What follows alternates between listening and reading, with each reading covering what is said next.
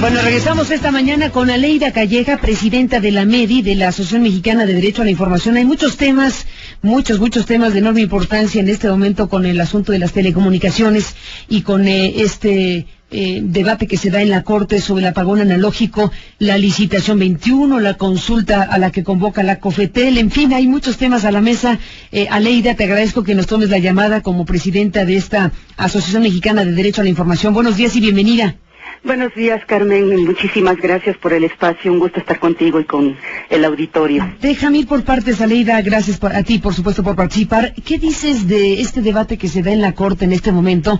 Ya la ministra Sánchez Cordero explicó las dos posturas que prevalecen en este momento. La suya, que pues que está planteando que la COFETEL tendría las atribuciones para esta decisión de Felipe Calderón del llamado apagón analógico. O sea, el decreto, lo que está en discusión es el decreto de Felipe Calderón para adelantar la digitalización de la televisión terrestre, y bueno, pues veremos si la Corte dice una cosa u otra, si avala esta competencia de la Presidencia de la República, o le da la razón a la ministra Sánchez Cordero respecto a que es la COFETEL quien tendría estas atribuciones. ¿Qué dices del debate mismo? Más allá de las argumentaciones jurídicas que son de larga duración porque han durado varias horas en la discusión, lo que va de por medio, Aleida, ¿qué se juega en la Corte? Mira, lo que llama la atención, Carmen, de este proceso es el tiempo que tardó la Suprema Corte de Justicia de la Nación para empezar la discusión y resolver una sentencia para determinar si el apagón analógico se hace en el 2015, como lo dice Calderón, o bien hasta el 2021, como estaba establecido en el decreto del 2004. En realidad, el hecho de que se haya generado tanto tiempo para hacer la discusión nos habla un poco de preguntarnos quién gana con el hecho de que el apagón analógico, como le llaman, ir hacia la televisión digital terrestre, pueda ser antes o después. Y me parece que ahí está una pregunta clave. La discusión de la Corte sin duda es muy importante en términos de las competencias, pero al final no va al tema de fondo. Y el tema de fondo es cómo va a ser el proceso de la transición digital de la televisión terrestre en este país, que no es una cosa menor. Hay que recordar que el proceso de la transición digital, en tanto en la radio como en la televisión, con mucho más impacto en la televisión porque permite una serie de servicios agregados como el hecho de dotar servicios de voz, de datos, de internet y de otros servicios que generan un mercado amplio. El tema aquí central es cómo ese proceso realmente va a aportar a una pluralidad y a una diversidad de medios de comunicación y de contenidos en este país, o si esa digitalización va a servir para que los mismos jugadores tengan todavía mucho más y se afiancen los procesos de concentración ya escandalosos que tenemos en este país. Entonces, el adelanto del proceso del apagón analógico suena bien en términos de que podamos los mexicanos tener una televisión digital que genere más servicios. El tema es quiénes y cómo se va a hacer ese proceso de transición para que no solamente sean los mismos jugadores los que tengan los canales de televisión y las señales que de ellas se derivan de la televisión digital, y además cómo también se va a hacer que la mayoría de la población pueda acceder a esa televisión, con qué contenidos y para qué. Me parece que ahí está un fondo del asunto que no ha terminado de discutirse plenamente en este país, que no se ha generado un debate abierto, que no se ha generado una discusión a fondo, que realmente permita que transitemos de un modelo de comunicación concentradísimo como el que tenemos ahora a un modelo de comunicación plural y diverso como lo hemos demandado la sociedad desde hace décadas. Déjame, Aleida, hacer una pausa y permíteme regresar contigo.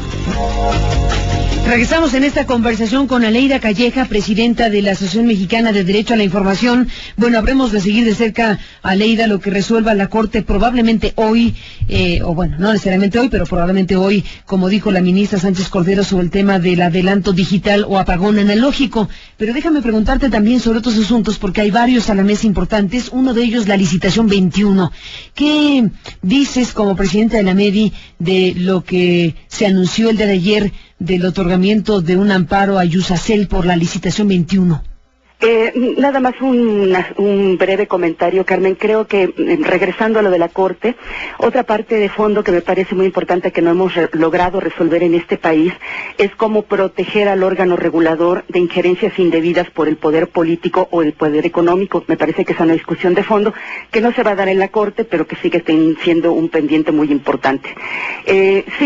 Sobre el tema de la licitación 21, es que son tantos temas. Empezamos esta semana con licitación 21, además tenemos la multiprogramación, tenemos además el tema de la posible fusión de Iusacell con Televisa, que además hay una conexión con este tema de la licitación 21, y bueno, todo lo que sucedió ayer en el IFE con el reglamento de radio y televisión, así que ha sido una semana bastante movida. Todo junto, Leida, de eso queremos que nos cuentes. Sí, pues haz un esfuerzo integral, ¿qué te parece? Porque al final... hacer un esfuerzo integral. Porque son muchos temas, pero al final conectan unos con otros. Unos con otros, finalmente. Mira, el tema de la licitación 21, ciertamente la MEDI, ya desde que se anunció los resultados de esa licitación 21, hemos sostenido desde ese momento que en realidad todo el proceso había estado plagado de vicios y que tenían una cuestionable legalidad, desde incluso la elaboración de las bases de licitación. Todo este proceso que ha sido muy denunciado, hay que recordar que la propia Cámara de Diputados en su momento pidió que se anulara la licitación, lo dijimos varios grupos de la sociedad civil, y en realidad lo que tiene que ver con el tema de la licitación 21 es que ciertamente todo el proceso, desde quienes aprobaron esa licitación 21 en el Consejo de la Comisión Federal de Telecomunicaciones, dio mucho que desear en términos de transparencia, en términos incluso de si el Estado perdía por la cantidad que se había pagado de los 30 megahertz que habían ganado Nextel y Televisa. Hay que decir que aunque lo planteado por el juez determina que no es válida la licitación en términos de que Televisa y Nextel se asociaron antes de que dieran los resultados de la autoridad competente, en este caso de la COFETEL, lo cual es indebido en términos de que debieron de haber esperado a los resultados de la licitación para que una vez que los hayan declarado ganadores, entonces pudieran hacer la alianza entre ambas empresas.